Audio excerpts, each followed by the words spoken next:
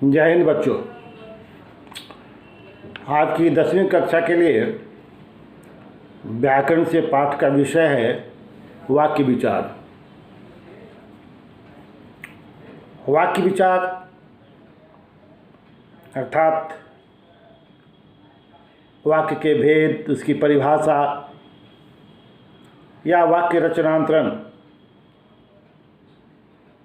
विशेषकर वाक्य रचनांतरण से ही प्रश्न पूछे जाते हैं।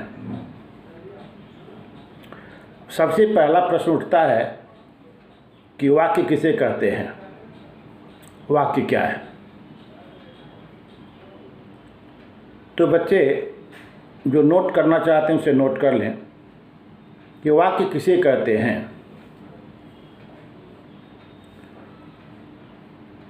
वाक्य से पहले शब्द आता है और शब्द से पहले वर्ण आता है। तो शब्दों के सार्थक समूह को वाक्य कहेंगे? नहीं।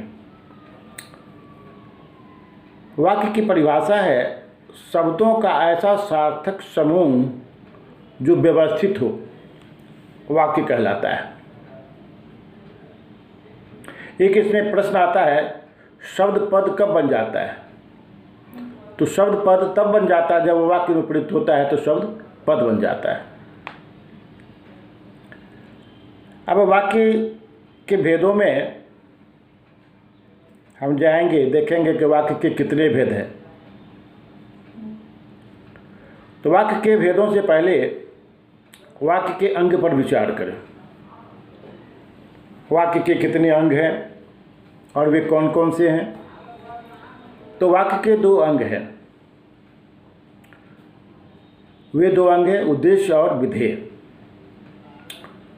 उद्देश्य कहते हैं जिसके बारे में कुछ कहा जाए उसको उद्देश्य कहते हैं, और विधेय जब उद्देश्य के बारे में कहा जाए तो उसको विधेय कहते हैं। जैसे समझने के लिए एक उदाहरण देखिए, मोहिनी डॉक्टर है। ये उद्देश्य कौन है और विधेय कौन है?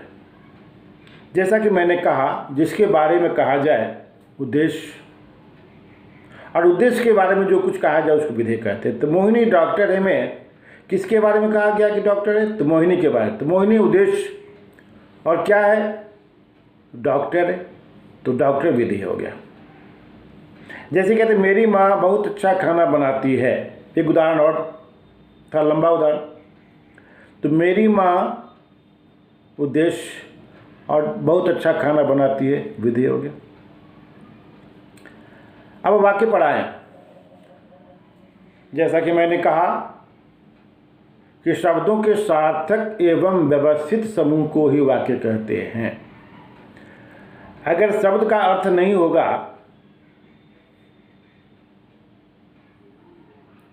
और व्यवस्थित समूह का प्रयोग, व्यवस्थित शब्दों का प्रयोग नहीं होगा तो वाक्य नहीं होगा। जैसे मैं 10वीं कक्षा में पढ़ता हूँ, एक वाक्य,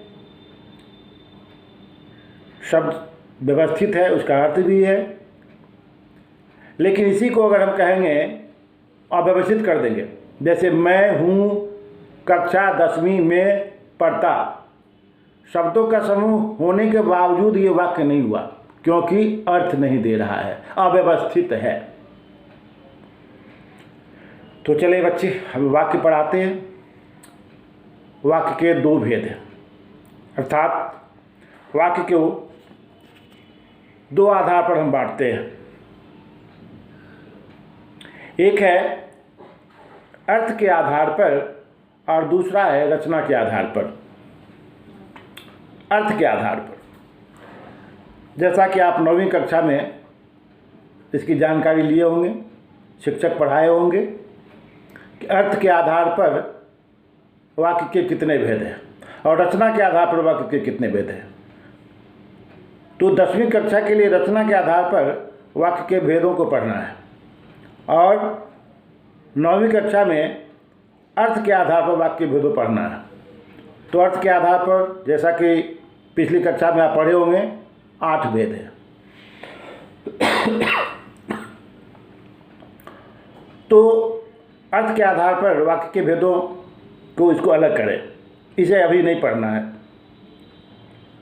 अब रचना के आधार पर वाक्य के भेदों को देखते हैं। तो रचना के आधार पर वाक्य के 3 भेद हैं। ये 3 भेद हैं: सरल वाक्य,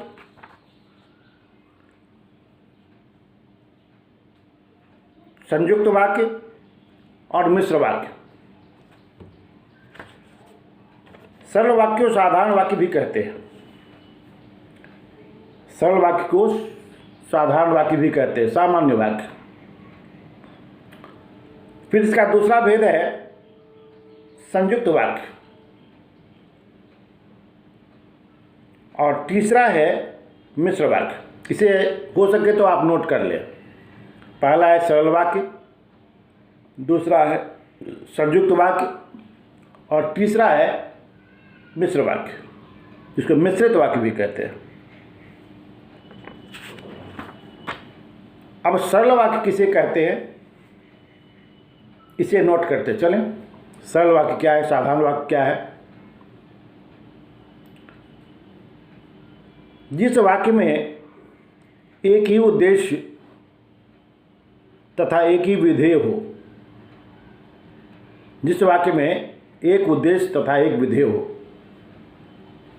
तथा इसमें मुख्यतः एक ही क्रिया होती है, तथा इसमें एक ही मुख्य क्रिया होती है। जैसे राम पुस्तक पढ़ता है, सरल वाक्य। मैं 10वीं कक्षा में पढ़ता हूँ, सरल वाक्य। एक उद्देश्य, एक विधेय और एक मुख्य क्रिया होती है, जिसे साधारण वाक्य कहते हैं। दूसरा है संयुक्त वाक्य। संयुक्त वाक्य जिस वाक्य में 2 या 2 से अधिक, जिस वाक्य में 2 या 2 से अधिक खंड वाक्य स्वतंत्र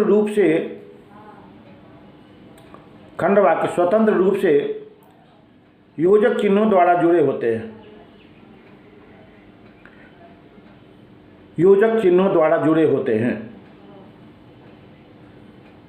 योजक चिन्ह क्या होते हैं? जैसे अंग्रेजी में एंड होता है, हिंदी में और, एवं, तथा, एवं, यद्यपि, तथापि, फिर भी, इसलिए, ये योजक चिन्ह है। तो क्या समझा आपने? संयुक्त वाक्य में एक से अधिक छोटे छोटे वाक्य योजक चिन्हों से जुड़े होते हैं, वे संयुक्त वाक्य कहलाते हैं। जैसे मोहन खाता है और सोहन पढ़ता है।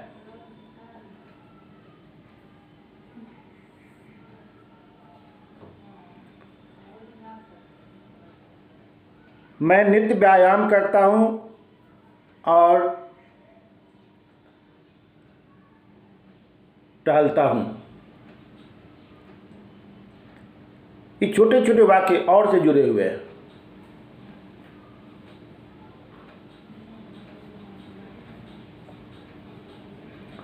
तो संयुक्त वाक्य में आपने क्या समझा?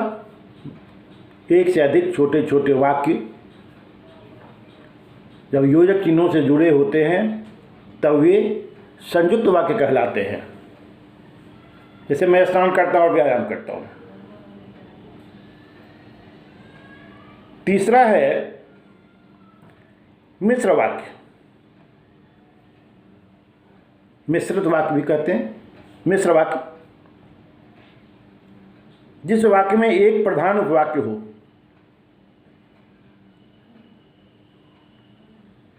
मिश्र वाक्य जिस वाक्य में एक प्रधान उपवाक्य हो तथा खंड वाक्य आश्रित होकर आए, जिस वाक्य में एक प्रधान उपवाक्य हो तथा खंड वाक्य आश्रित होकर आए, उसे मिश्र वाक्य कहते हैं या मिश्रित वाक्य कहते हैं।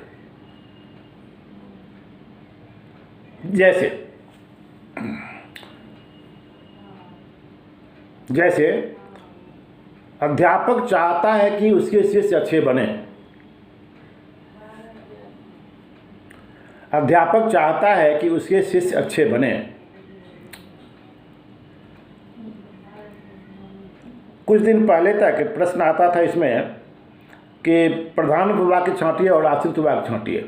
अब ऐसा प्रश्न नहीं आता, वाक्य रचनांतरण आता है या वाक्य को पहचानने के लिए दिया जाता है। अब इसमें देखें कि अध्यापक चाहता है कि उसके शिष्य अच्छे बने। प्रधान वाक्य कौन है और आश्रित वाक्य कौन है? इसकी पहचान है की के बाद जो आएगा वो आश्रित वाक्य होगा और की से पहले जो होगा वो प्रधान वाक्य होगा। पहचान यही है, अध्यापक चाहता है प्रधान वाक्य और की के बाद जो है कि उसके शिष्य अच्छे बने, आश्रित वाक्य हो गया। इसका मतलब है कि एक वाक्य से पूरा अर्थ नहीं निकल रहा है, जब तक दोनों वाक्य नहीं जुड़ते हो अर्थ स्पष्ट नहीं होता है।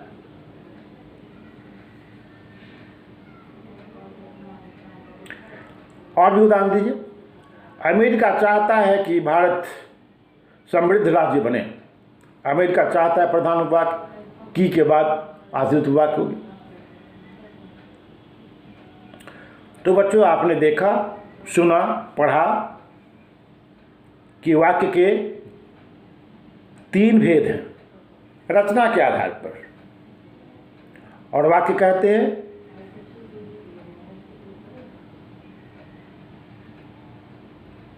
इसके 3 भेदों में अब रचनांतरण आता है। कौन सा भेद, कैसे रचनांतरण होता है, तीनों में एक दूसरे से कैसे रचनांतरण होता है, इसके बारे में स्पष्ट किया गया है।